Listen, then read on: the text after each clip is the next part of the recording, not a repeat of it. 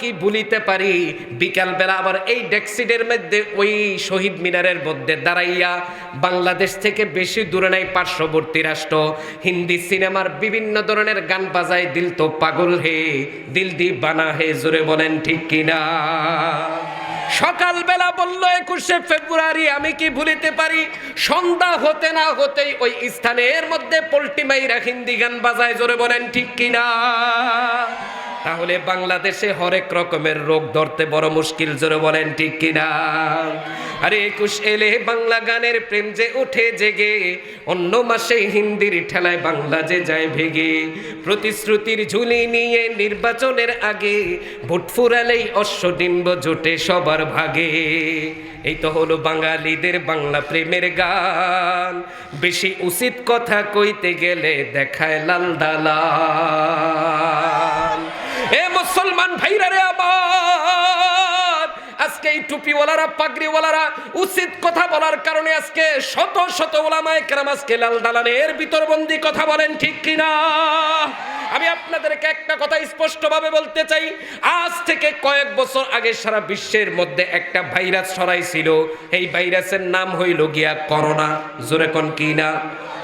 মর্জিনা, রোমানা, সেলিনা, হাসিনা, আরে ভাই করোনা, জোরে বলেন কি না?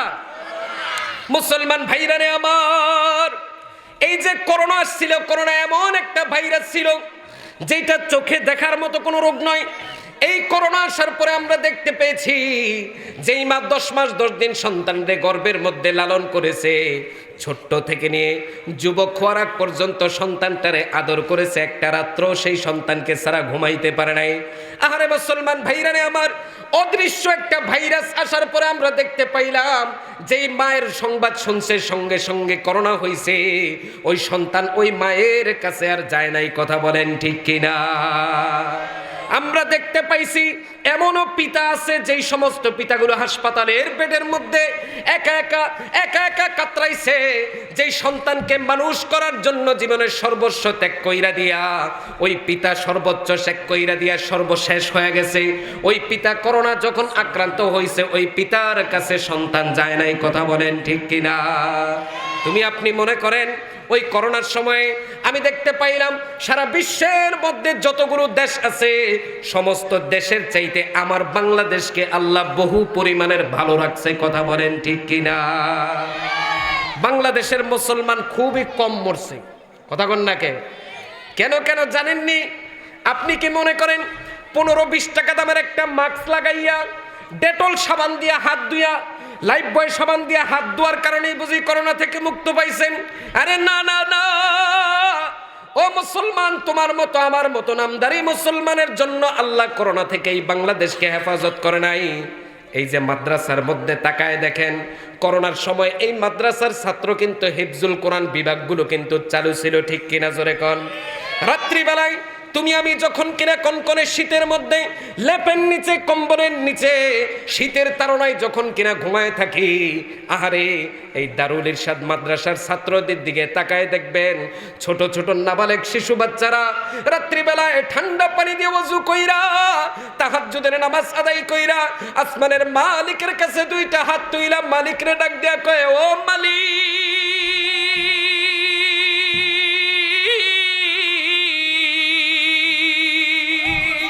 আল্লাহু আকবার, আল্লাহু আকবার।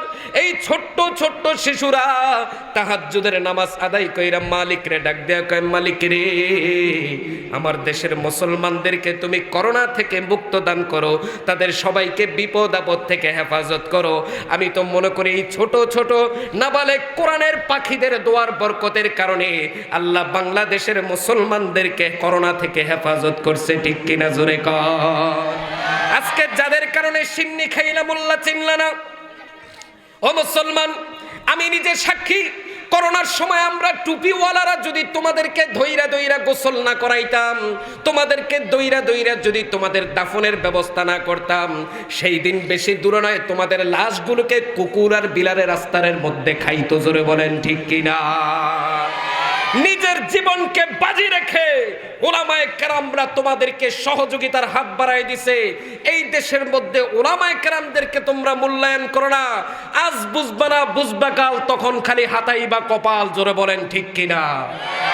এ মুসলমান, একটা কথা স্পষ্টভাবে বলতে চাই, এই বাংলাদেশ হচ্ছে মুসলমানদের ঘাঁটি। এই বাংলাদেশের মধ্যে ফজরের আজানের ধ্বনিতে সূর্য উদিত হয়, এই বাংলার জমিনে মাগরিবের আজানের ধ্বনিতে সূর্য অস্ত যায়। এই বাংলার জমিনে মক্তবের মধ্যে কোরআনকে বুকে ধারণ করে শিশুরা মক্তবে পড়তে যায়।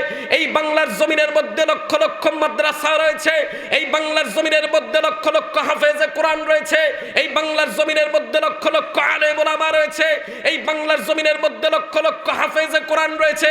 শুধু তাই নয়, এই বাংলার জমিনের মধ্যে হযরত শাহজালাল ইয়ামিনী রাহমাতুল্লাহি আলাইহি ঘুমিয়ে আছেন, আল্লামা শাইখুল হাদিস আজিজুল হক রাহমাতুল্লাহি আলাইহি ঘুমিয়ে আছেন, মুফতি আমিনী রাহমাতুল্লাহি আলাইহি ঘুমিয়ে আছেন।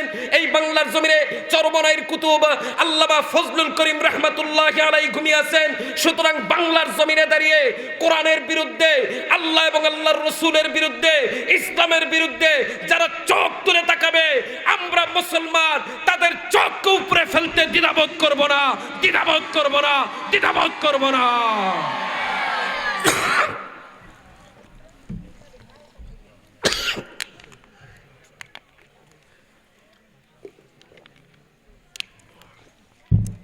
মনে রাখবেন, টুপিওয়ালারা এই দেশে ভাইসে ভাইসে আসে নাই। এই দেশের মধ্যে টুপিওয়ালারা কি করে আসে নাই? ইসলাম এই দেশের মধ্যে ভাইসে ভাইসে আসে নাই। আমার বাবা মুসলমান ছিল, দাদা মুসলমান ছিল। সুতরাং বাংলাদেশের শিক্ষা ব্যবস্থার মধ্যে এখন যে একটা পরিস্থিতি চলতেছে, বেশি লোক না, হাতে গোনা অল্প কিছু লোক, হাতে গোনা অল্প কিছু লোক পুরো বাংলাদেশের মুসলমানদের মাইন্ডটাকে পুরো চেঞ্জ করে দেওয়ার চক্রান্ত ষড়যন্ত্র করতেছে। আমি আরো কিছু কথা বলবো, যদি আপনারা সময় দেন। শুনতে রাজি আছেন? বলেছিলাম না, এই তো হলো আমার দেশের বাংলাদেশের গান। উচিত কথা কইতে গেলে দেখায় লাল দালান। আর শিক্ষা দীক্ষা থাকুক। এবার আরো কিছু হক কথা আমি বলবো, আপনারা শুনতে রাজি আছেন? জোরে বলেন, রাজি আছেন? রাজি আছেন কারা কারা? হাত তুলে আল্লাহকে দেখান। নারায়ে তাকবীর, নারায়ে তাকবীর। আল কোরআনের আলো, আল হাদিসের আলো, কোরআন হাদিস যেখানে, নারায়ে তাকবীর। উচিত কথা কইলে কিন্তু একটু খারাপ লাগে, যদিও আমরা একটু মুসলমান, তারপর আমরা কিন্তু অনেকেই শুধু নামের ভিতর সীমাবদ্ধ, কাজে কর্মের সাথে আমাদের কোনো কি নাই। হ্যাঁ, মিল আছে। আপনি যদি মিল থাকতো তাহলে মুসলমানদেরকে দেখলেই চেনা যাইত। আজকে মুসলমানের চেহারার দিকে তাকাইলে রাসূলের সুন্নত দেখা যায় না, মাথার মধ্যে তাকাইলে রাসূলের সুন্নত দেখা যায় না, গায়ের মধ্যে তাকাইলে মুসলমানদের পোশাকের কোনো পরিচয় পাওয়া যায় না। তো আমরা মার খাবো না তো খাবে কি অন্য কেউ? জোরে বলেন ঠিক কিনা? আরে দেশের কথা থাকুক, এবার শিক্ষা দীক্ষায় যায়। নষ্টামিতে শ্রেষ্ঠ এখন বিশ্ববিদ্যালয়। কয়দিন আগেও জাহাঙ্গীরনগর বিশ্ববিদ্যালয়ের মধ্যে একজন পুরুষ স্বামী সহ স্ত্রী সহ ঘুরতে গেছে, স্বামীকে বাইন্ধা রেখে স্ত্রীকে ধর্ষণ করছে। কথা বলেন ঠিক কিনা? আরে দেশের কথা থাকুক, এবার পাঠশালাতে যাই। নষ্টামিতে শ্রেষ্ঠ এখন বিশ্ববিদ্যালয়। বলবেন কেমনে কেমনে হুজুর বিশ্ববিদ্যালয়ের ছাত্ররা আবার রাগ হইতে পারেন? মুসলমান ভাইরা রে আমার, বড় দুঃখের সাথে বলতে হয়, কষ্টের সাথে বলতে হয়, বাংলাদেশের মধ্যে বর্তমানে 360 দিনের মধ্যে দিবসের অভাব নাই। 1000-এর উপরে দিবস হয়ে আছে। কথা বলেন ঠিক কিনা? হাত ধোয়া দিবস, পা ধোয়া দিবস, পাতলা পায়খানা দিবস, ডায়রিয়া দিবস, কত দিবস যে আছে, দিবসের গণনা কইরা আপনি কুল পাইবেন না। জোরে বলেন ঠিক কিনা?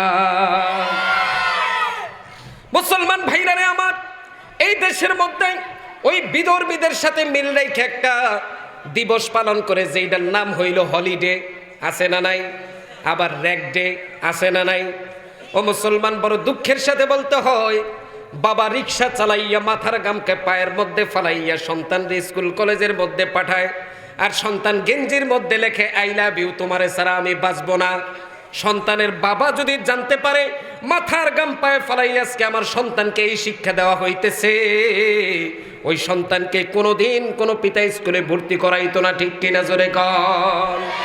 মুসলমান ভাইরা রে আমার, আজ থেকে গত কয়েক বছর আগে ঢাকার প্রাণকেন্দ্রের মধ্যে, আমি নাম বলবো না, যাইতেছিলাম প্রোগ্রাম করার জন্য, গাড়ি থামায় রাখছি, যাইতে পারি না, এমন এক বিশ্ববিদ্যালয়ের সামনে দেখি এমন বিভিন্ন আকারের গান বাজনা করতেছে, আরে এমন রঙারঙি করতেছে, একজন পুরুষ আরেকজন নারীর উপরে রং ঢাইলা দেয়, আরেকজন নারী আরেকজন পুরুষের উপরে রং ঢাইলা দেয়।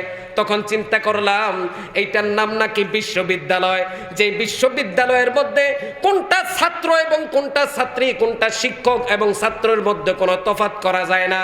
এই বিশ্ববিদ্যালয় দেখে তখন দিলের ভিতরে অনেক ধরনের একটা যন্ত্রণা উপভোগ করলাম, যে মুসলমানের দেশের মধ্যে আজকে মুসলমানের সন্তানেরা শিক্ষা প্রতিষ্ঠানের মধ্যে যেইভাবে শিক্ষক ছাত্র ছাত্রীর নাচানাচি করতেছে, আল্লাহর গজব বাংলাদেশে আসতে বেশি দেরি হবে না। ঠিক কিনা জোরে কর। আরে দেশের কথা থাকুক, এবার পাঠশালাতে যাই, নষ্টামিতে শ্রেষ্ঠ এখন বিশ্ববিদ্যালয়। খাতা কলম নাই রে হাতে, ছাত্র যাদের নাম, অস্ত্র হাতে মহড়া দেয়, হায় রে কি বদনাম।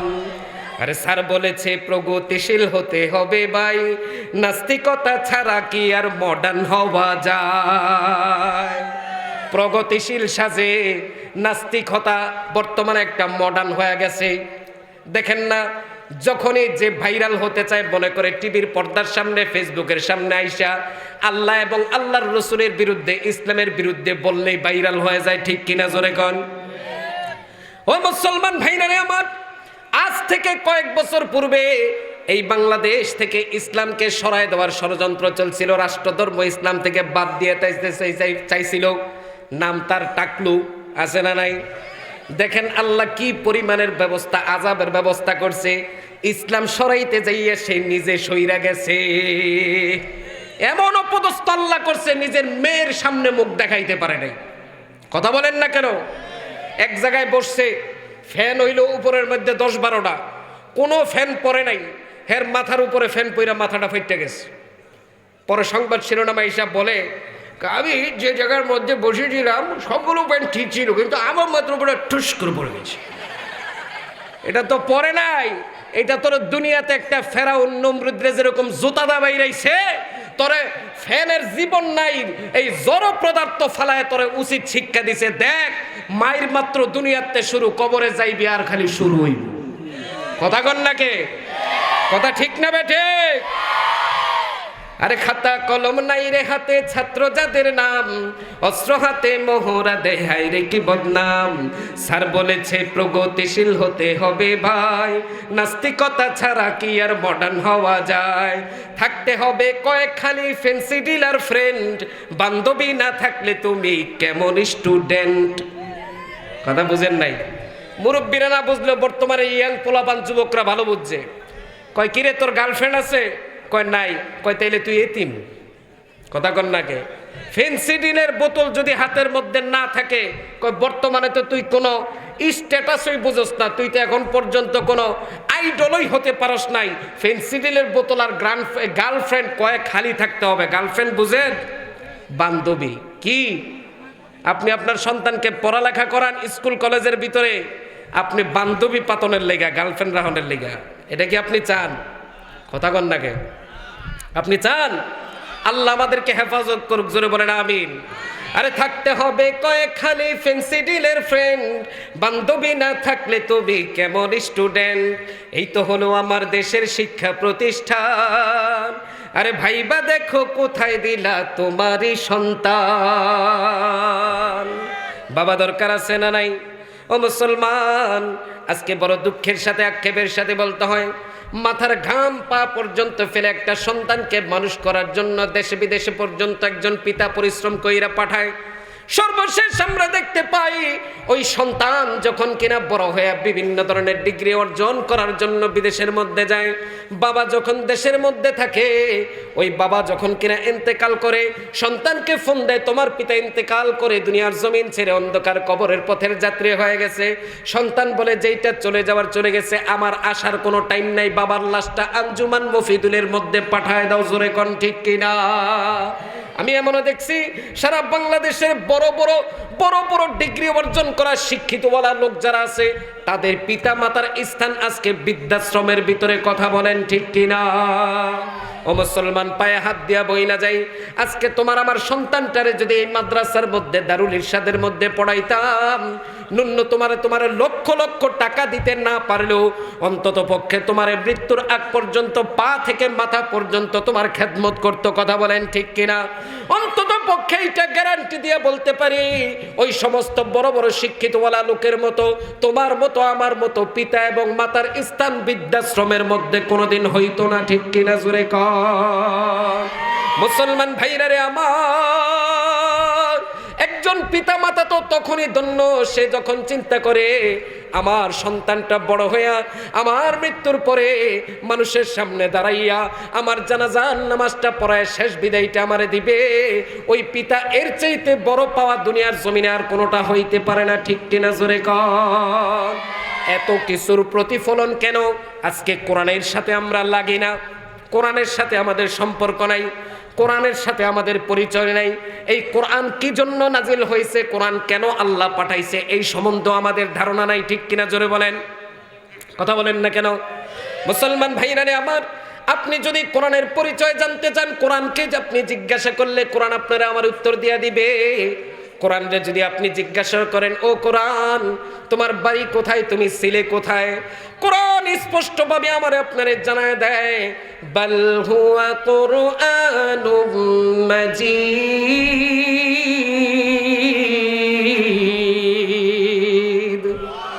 ফি লাউহিল মাহফুজ। আমি হলাম সম্মানিত কোরআন, আমার বাড়ি হইল লৌহে মাহফুজের ভিতরে। কোথায়? লৌহে মাহফুজের ভিতরে আমি সংরক্ষিত ছিলাম। যখন কোরআনকে প্রশ্ন করবেন, ও কোরআন তুমি দুনিয়ার জমিনের মধ্যে এলে কিভাবে, কার মাধ্যমে এলে, কোরআন সুন্দরভাবে স্পষ্টভাবে আমাকে আপনাকে জানায় দেয়, নাযালা বিহির রূহুল আমিন। আল্লাহু আকবার বলেন। মুসলমান ভাইরা রে আবার, আল্লাহ পাক রব্বুল আলামিন কোরআনুল কারীম আমি প্রশ্ন করার পরে কোরআন যখন কিনা জবাব দেয়, আমি জিব্রাইলের মাধ্যমে দুনিয়ার জমিনের মধ্যে অবতীর্ণ হয়েছে। কোরআনকে যখন আপনি প্রশ্ন করবেন, কোরআন কোন মাসের মধ্যে তুমি নাজিল হয়েছো, কোরআন আমার আপনারা জানায় দেয়, শাহরু রমাদানাল্লাযী উনজিলা ফীহিল কুরআন। আমি রমজান মাসের মধ্যে নাজিল হয়েছি। কোন ডেটে, কোন তারিখে তুমি নাজিল হয়েছো? ইন্না আনজালনাহু ফি লাইলাতিল কদর। আমি কোরআন নাজিল হয়েছি কদরের রাত্রিতে। জোরে বলেন সুবহানাল্লাহ। কোরআন দুনিয়ার জমিনে তুমি আসলে কি তোমার উদ্দেশ্য? আল্লাহ পাক রব্বুল আলামিন কোরআনুল কারীমের মধ্যে আমাদেরকে জানায় দেয়, ওয়া নুনাজ্জিলু মিনাল কুরআনি মা হুয়া শিফাa'un ওয়া রাহমাতুল লিল মুমিনিন। আল্লাহ পাক রব্বুল আলামিন বলেন, আমি কোরআনকে নাজিল করেছি মুমিনদের রহমত স্বরূপ, তারা যেন আরোগ্য লাভ করতে পারে, দেহ এবং আত্মার চিকিৎসা যেন তারা এটা থেকে নিতে পারে। আজকে মুসলমান কোরআন থেকে দূরে সইরা গেছে, যার কারণে মুসলমান দুর্বল হয়ে গেছে। আজকে মুসলমান কোরআন থেকে দূরে সইরা গেছে, যার কারণে মুসলমানের ঈমানের ভিতরে আজকে কাফের বেদিনরা প্রবঞ্চনা লাঞ্ছনা দিচ্ছে। কথা বলেন ঠিক কিনা? মুসলমান ভাইরা রে আমার, পৃথিবীর বুকে এমন কোন জায়গা নাই যেই জিনিসের দিকে তাকাইলে আপনি সওয়াব পাইবেন। তিনটা জায়গা আছে। এক নাম্বার হলো বাইতুল্লাহ, যেই বাইতুল্লাহর দিকে তাকাইলে আপনি সওয়াব পাইবেন। দ্বিতীয় নম্বর হলো আপনার পিতা মাতার দিকে তাকাইলেই আপনি সওয়াব পাইবেন। তৃতীয় নম্বর হলো এই কোরআনুল কারীম যদি আপনি পড়তেও না পারেন, এই কোরআনুল কারীমের অক্ষরগুলোর দিকে তাকাইয়া হাতের আঙ্গুল দিয়া দিয়া নজর কইরা যদি দিল থেকে যদি চোখের পানি ফালায়া কান্দে কান্দা আল্লাহর কাছে বলেন, মালিক কোরআনকে পড়তে পারি নাই, কোরআনকে বুঝতে পারি নাই, শুধুমাত্র কোরআনকে দেখার কারণেও আল্লাহ পাক রব্বুল আলামিন আমার আপনার আমলনামার মধ্যে সওয়াব লিপিবদ্ধ করে দিবেন। ছোট্ট একটা ঘটনা আপনাদেরকে বোঝানোর জন্য বলি, অল্প সময়ের ভিতরে খুব মনোযোগ সহকারে শুনবেন। আমাদের বাংলাদেশের ভিতরে আওলাদে রাসূলরা বিভিন্ন সময়ে আইসা ওয়াজ মাহফিল করে থাকেন, ইন্ডিয়া থেকে, ভারত থেকে। আমি তখন মাদানীনগর মাদ্রাসায় পড়ি, অনেক আগের কথা। হযরত আসআদ মাদানী রাহমাতুল্লাহি আলাইহি উনি যখন আসছেন আইসা কোরআনের আজমত মহব্বত বুঝাইতে যে একটা ঘটনা বর্ণনা করছেন। আজ থেকে অনেক বছর আগে হিন্দুস্তানের মধ্যে মুসলমান নাই বললেই চলে, এমন অবস্থা ছিল। এমন এলাকা ছিল যেই এলাকার মধ্যে একজন লোক মারা গেলে তার জানাজা কেমনে দিব, তার দাফন কেমনে দিব, জানাজার নামাজ কেমনে পড়াইতে হইব এইটাও পর্যন্ত জানে না। মুসলমান ভাইরা রে আমার, হিন্দুস্তানের মধ্যে একজন লোক মারা গেছেন। মারা যাওয়ার পরে এলাকার লোকজন চিন্তায় পড়ে গেছে এই লোকটারে কেমনে দাফন দিব, কেমনে জানাজা পড়াইব। সকলে মিলে পরামর্শ কইরা বলল, কবরস্থানের পাশে রাস্তার কিনারার মধ্যে নিয়ে দাঁড়াই, যদি কোনো একজন আল্লাহওয়ালা ব্যক্তি বুজুর্গকে, হুজুরকে, যদি মৌলবীকে যদি পাই, তাইলে ওই লোকটার হাতে পাই দইরা জানাজা সম্পাদন কইরা দাফন করায় দিব। ঘন্টার পর ঘন্টা তারা ওই রাস্তার কিনারার মধ্যে দাঁড় করায় রাখছে। দাঁড় করাইতে করাইতে হঠাৎ করে দেখে একজন লোক সাইকেল চালায় চালায়, টুপি মাথায়, পাঞ্জাবি পরিধান কইরা সামনের দিকে আগে আসতেছে। লোকটার সামনে যেয়ে বলল, হুজুর, আমাদের এই এলাকার মধ্যে এমন কোন শিক্ষিত লোক নাই যে এই লোকটা মারা গেছে তার জানাজার নামাজটা পড়ায় অন্ধকার কবরের মধ্যে শোয়াই দিতে হবে। হুজুর, যদি আপনার একটু সময় থাকে এই লোকটার জানাজার নামাজ পড়ায়া আপনি একটু আমাদেরকে একটু দায়মুক্ত করেন। লোকটা বলল, আমি অফিসের মধ্যে চাকরি করি, আমার সময় নাই। তখন এলাকার লোকজন বলল, হুজুর, যদি জানাজার নামাজটা আপনি না পড়ায় দিয়া যান তাইলে এমনও তো হইতে পারে এই লোকটারে বিনা জানাজায় আমাদেরকে কবরে দাফন করা লাগতে হবে। তখন লোকটা নামলো, নাইমা বললো, আমার তো ওযু নাই, ওযুর পানির ব্যবস্থা করে দাও। ওযুর পানির ব্যবস্থা করে দিছে, ওযু করেছে। ওযু করার পরে সকলকে নিয়ে জানাজার নামাজ পড়াই দিছে। তখন লোকজন আবার ধরলো, হুজুর, জানাজার নামাজ পড়ায় যেহেতু ইহসান করছেন, আরেকটু ইহসান করেন হুজুর। কবরে নামাইতে গেলে কি দোয়া পড়তে হয়, কেমনে কি করতে হয়, নিয়ম কানুন তো আমরা জানি না, একটু দাফনটা করাই দেওয়া যান। ঘটনা সংক্ষেপ বলে দেই, সময় শেষ। তখন লোকটাকে কবরের মধ্যে দাফন কাফন করায় মাটি দিয়া লোকটা চইলা গেছে। অফিসের সামনে যখন গেছে, পকেটের মধ্যে ওনার অফিসিয়ালে কিছু কাগজ ছিল, ওই কাগজগুলো আর খুঁজে পাইতেছে না। তখন উনি চিন্তা করতেছে, হায় হায়, কাগজগুলোকে কোথায় রাখলাম, কোথায় রাখলাম। মনে করছে হঠাৎ করে ওই যে কবরের মধ্যে দাফন করছিলাম, ওই দাফনরত অবস্থায় মনে হয় উপর হয়েছিলাম যে পকেট থেকে কাগজগুলো তো পইরা গেছে। এই কাগজগুলো না হইলে তো আমার সরকারি চাকরিও থাকবে না, আমার বিবি বাচ্চা অফিসিয়াল যেই সমস্ত ডকুমেন্ট সব কিছু এইখানে, কোনো কিছুই আমার টিকবে না। আবার দৌড়াইয়া এলাকাবাসীর কাছে গেছে। যাওয়ার পর বলতেছে, ভাই, আমি তো আপনাদের জানাজার নামাজ পড়ায় আপনাদেরকে রহম করেছি, আমার কিছু জরুরি কাগজপত্র কবরস্থানের কবরের ভিতরে পইরা গেছে। আপনারা যদি একটু সহযোগিতা করেন, আমি একটু কবরটারে উত্তোলন কইরা আমার কাগজপত্রগুলোকে আমি নিতে যাই। লোকজন বলল, হুজুর, আপনি আমাদের প্রতি ইহসান করছেন, আমরাও আপনার ইহসান করতে চাই। শরীয়তের যদি কোনো বাধা বিধি না থাকে